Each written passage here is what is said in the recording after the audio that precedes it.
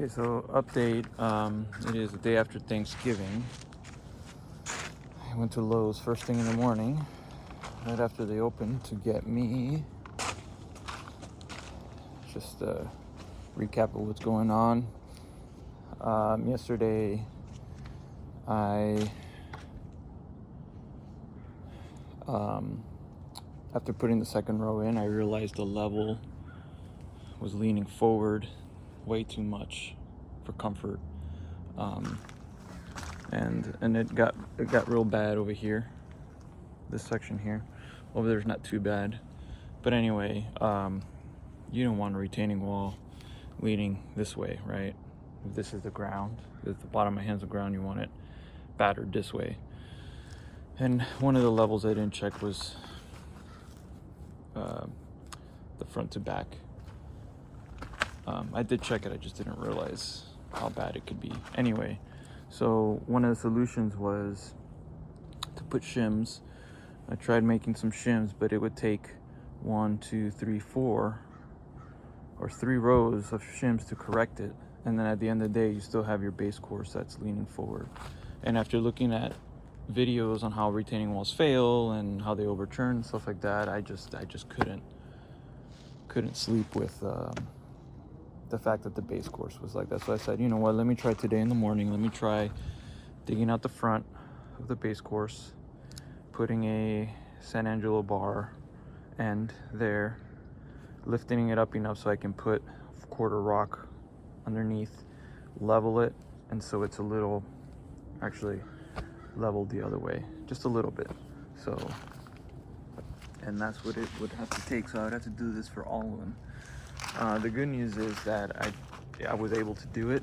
The aggregate on the sides and the back did not fall down to the point where it completely put it off level. And that's where I was kind of showing you earlier was this. So the idea with this is that for this one I couldn't do it because I got the root barrier thing there, but the idea is you put this right underneath the tip of the block and you can kind of lift it with precision, right? And then you can kind of lower it down, lift it up, and this holds up to 350 pounds, so should be good. The other thing I'm curious to try is if I could do that with the second row on top. That will save me some time because every time I take one of these blocks from the second row, all this drain rock falls in here and I have to clean it up.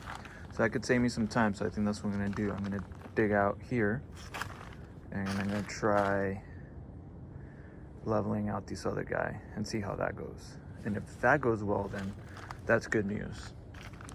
If not, not great news, but the best news this morning was that I was able to correct it this way. It's a ton of work. I haven't stopped thinking about it since I realized how bad the level was. Such a small thing to overlook, but it is my first time doing a wall, and I did go big, so you live and you learn, I guess. But anyway, that's the plan for today. All right. Okay, so good news is I was able to put this bar underneath the base layer, bring them up a bit, enough to put some quarter in there, and correct that incline. I mean, that's kind of the correction there.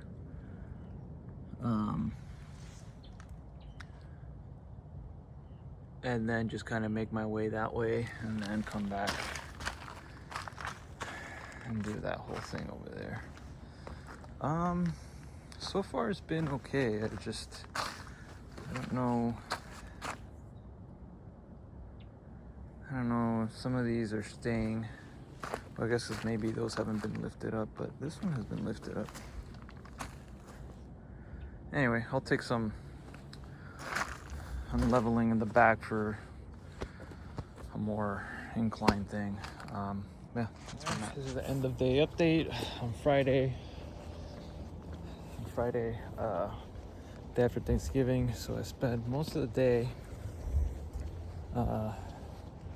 correcting that level incline I had mentioned earlier. And the good news is I was able to correct it for the most part.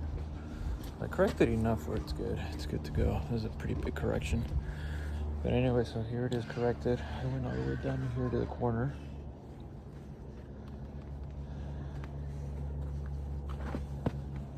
You can see here's where I stopped.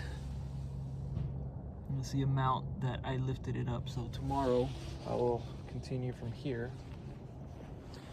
and make my way that way. This tool came in handy.